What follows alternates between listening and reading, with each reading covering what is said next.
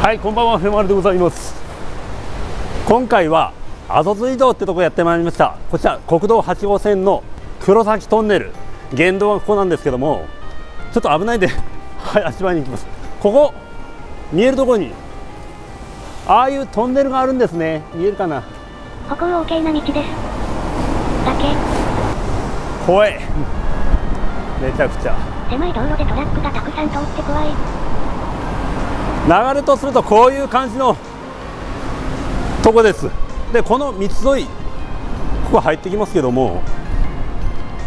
怖いってこことりあえずこう侵入しますわ。よいしょ。ああ、怖い怖いこっちからやっべこの時に自殺志願者に道が割れたのか。ああ、怖かった。ここ道がめちゃめちゃ狭くて交通量がバンバン通ります。1日の交通量が1万台となっております。その中で国道8号線から見るとかろうじて車窓から見える場所にああいうトンネルがあります。でこのトンネルというのがなんと福井県で一番古い車道トンネルとなっておりまして、日本でも最古級のトンネルとなります。でとりあえず進みますけども、この現道トンネル、黒崎トンネル97メーター、これができるまではこちらのトンネルで車が走行してたという形になっております。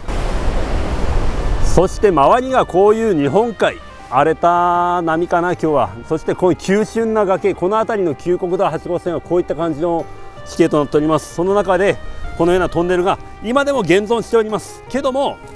ざっと計算して100万人ぐらいは目にしてるはずなんですよ、この存在を。だけど誰一人としてほとんど行ったことがないという、謎のトンネルです。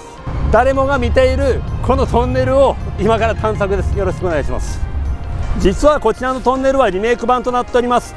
3、4年ほど前、僕の動画初期の頃には出してるんですけども、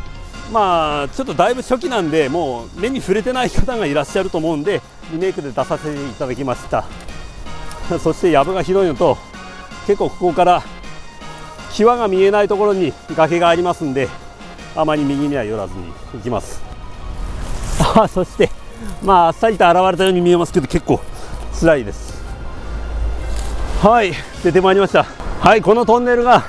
皆さん国道の脇を通って皆さん見ているけど存在を知らないというか、とてもこれ誰も動画も出してないんですよ実は。あんまりその全容というのはこちらになります。アゾズ移動となります。竣工は明治9年、相当古いです。福井県で最古級、そして日本でも数少ないぐらいの古いトンネルでございます。そうなのに全然有名じゃないというね、激レアでございます。で作りも素晴らしいんですね。こちら肛門に関してはこのような石造りになってますけども、もともとは素彫りだったらしいです、こちらの方は。で、その明治9年にできた当時はなんか地域間の単なる道路だったらしいんです。東浦道だったかなのトンネルだったんですけども、明治16年頃になんか災害がありまして崩落したそうですって、なんかもう埋まったかどうかしたんですけど、そしてその後、私の動画でもありますけど、今度さらに向こうの方に、春日野水道ってあるんですよ。それが明治19年かな。そのトンネルとともにこちら旧国道8号線の前身の春日野道だったかなっていう道が作られるようになりました。でそれが車道だったんですけども、それとともにこのトンネルが復活して、その時にこういった立派な石造りの肛門になったそうです。はい。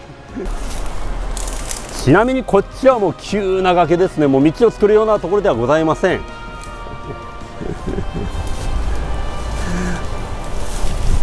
これが立派なんですよ本当ね。この最初の方だけ多分この辺が崩落したとかそんなんだったのかもしれませんね、もしかすると。本当にここはこれだけのすごいトンネルなのに誰も来てないんですよ。来てるけど情報少ない。そしてあちらの国道からバンバン通ってるこの道ですよね。この直線上に国道があるのに見えてるんですよ。見えてるけど誰もがなんだろうなっていうぐらいで、ここへたどり着く人はほとんどいません。なのでおそらく100万人の中で北野って言ったらもう 0.0000 何%だと思うんですけどもね、その中の私が一人でございますけども、そしてここからがこのようなすぼりですね。完全なるもうこののみの音が聞こえてくるようなそういった感じですよね。で中の状況っていうのは結構よろしいんですよ。で車幅のこの車幅分も広さも十分ありますし、昔に比べたら行き違いもできたんじゃないかなと思います。でもそれでもこうやってゴミが置いてあるんだからやっぱ来てはいるんだよね。ここまで来てゴミ捨てる気持ちがわからない。ここからの眺めがなかなかですね。一部はこの崩落というか、まあ崩れてはいますけども、岩質の問題で前も言いましたけども、この何でしたっけ、これ礫岩って言ったっけ、このボロボロ崩れる石ですよ。こういう石、こういう石なんですよ。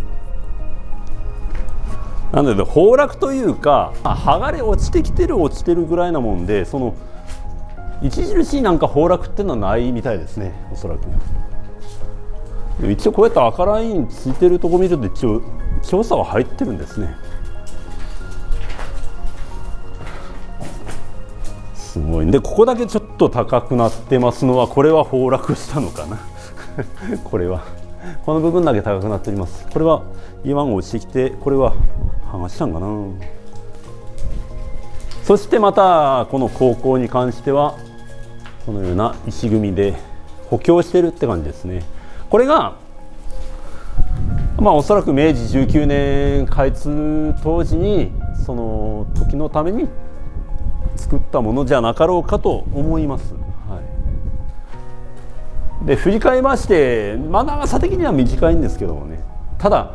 この作りのトンネルで、しかも国道バンバン通ってる横でこんな立派なトンネルが存在してるのに誰も来ないっていうね、まあこれないんですけどね。アクセスが危険すぎる。まあこのように人を寄せつけないこのような崩落もあるわけですけども、これは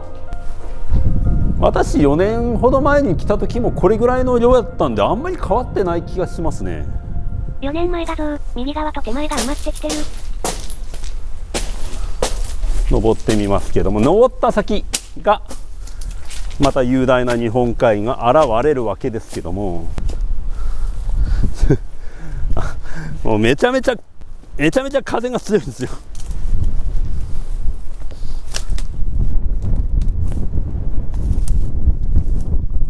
わーお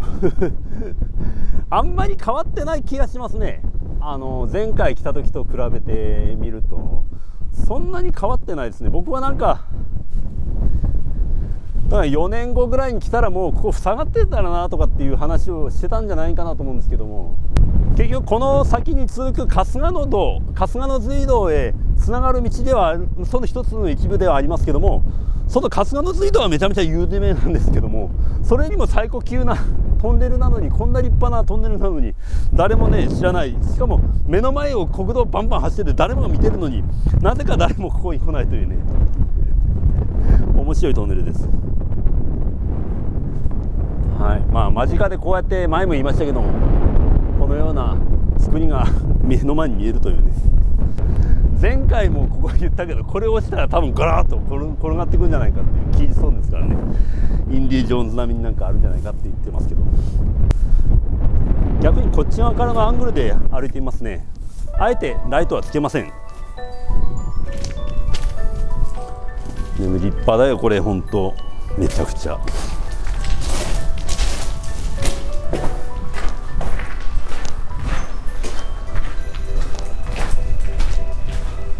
150年も前に、ここを人力で掘り進め、完成し、人、馬車、そして車が行き来していたと思うと、感慨深いものがあります。そして役目を終えてひっそりと佇み、真横では1日1万台の車が走ってるのが対照的で寂しくも思います。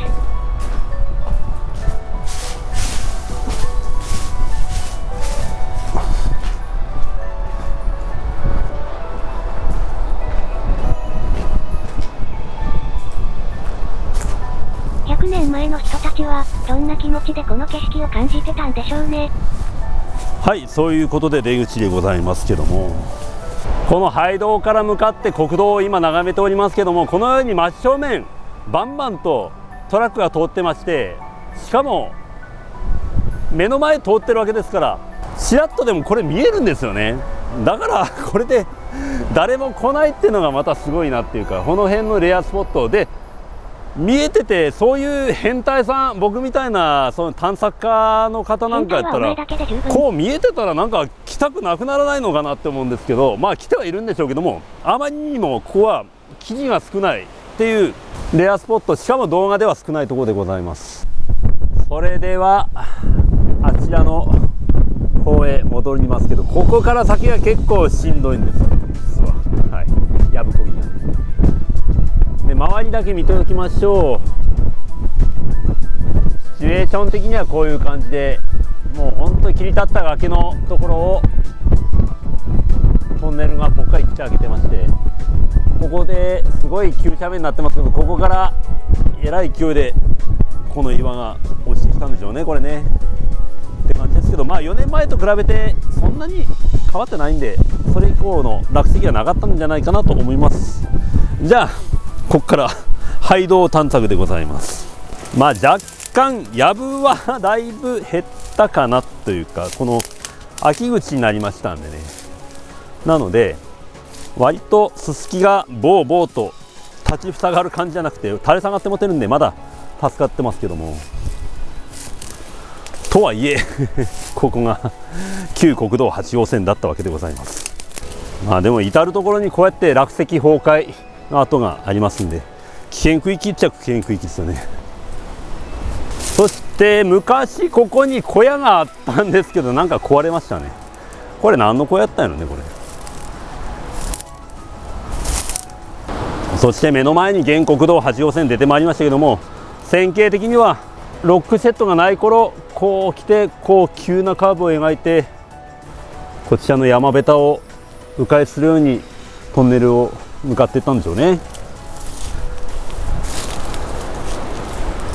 この国道8号線っていうのは全線つながってますけども、新潟辺りでも親知らずっていうところがありまして、そこもこれぐらいかな、やっぱこういう崖の区間がありまして、まあ難所ではあります。でこのようなロックセットが今でもありますけども、昔なかった頃なんか落石だらけだったんじゃないかなと思いますしね。そして名物駒止めですね。この駒止めっていうのは結局、あ、警察の方がいらっしゃったちょっと待ってくださいね。なんか通報あったんですか？あ、なんですか。あ、撮影です。YouTube 撮影やってるんですよ僕。はい。免許証持ってます。免許証は今ない。向こうに車あるんで。あっちの路肩ですね。はい。今は持ってないですわ。財布持ってくると落とすとまずいんで。どういう通報やったんですか？自殺する。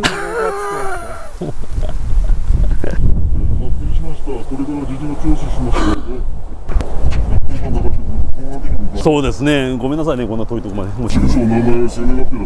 はい、わかりました。僕らも次元性ないって分かったんで、もう一度教えてください。ね、まあ気を利かせていただいた通報者さんとも、やっぱこうやってなんかあったらあかんと思ったんですけど、自殺志願者と思われたらしいですわ私そう思って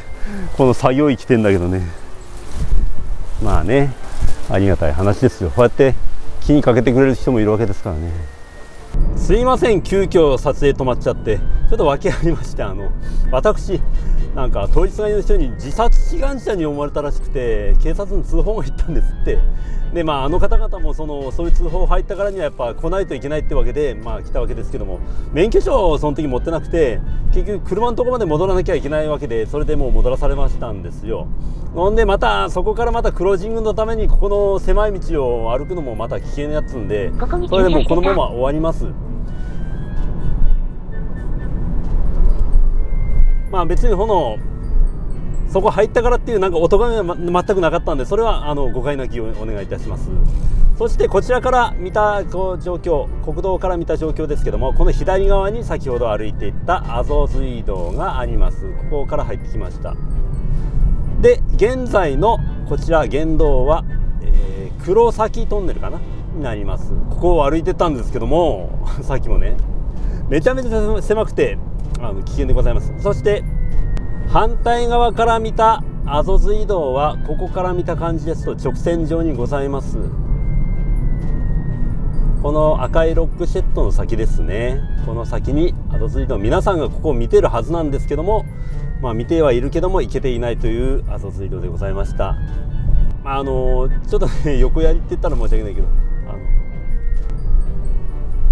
今回ラストのその配動部分がちゃんと撮れなかったのは申し訳ないんですけども、その部分は過去の動画に4年前かな3年前かの動画で残ってますので、そちらの方をご覧ください。ただ誤解なきように、あそこ入ったからそのお咎めがあったとかそういったわけではございません。はい、全くそれは全く言われてませんので、そういったわけじゃなくて自殺志願者として見られてしまって、それで通報されたからもう来なきゃいけないからもう通報あったから仕方なく来たんやって感じで、別に身の安全というか僕の身元も全部分かって、何事もなく終わったんで、それで普通に無罪放免というか、結果的に私の身元もちゃんと分かりましたし、全然事件性がないということで普通に返してもらいましたんで、そういう誤解なきようにこうやって作業服着て歩いてるつもりだったんですけど、やっぱちょっと狭い崖のところで一般の人からするとね、あんなところに人が立ってて海見てたらそう思うかもしれませんね。ちょっとその辺は今後気をつけようと思っております。なおあちらのトンネル行く場合はそのように間違われないように気をつけてください。そして今の道は立ち入り禁止とかではございませんけども、今は使われてない道でもございます。そして僕はその道へ行きましょうっていうそういう推奨をしているわけではございません。自己責任でお願いいたします。そして今みたいに海を見ていたら殺人者に見られてしまいますので気をつけましょうねということで、あまり行かない方がいいと思います。よろしくお願いします。バイバイ。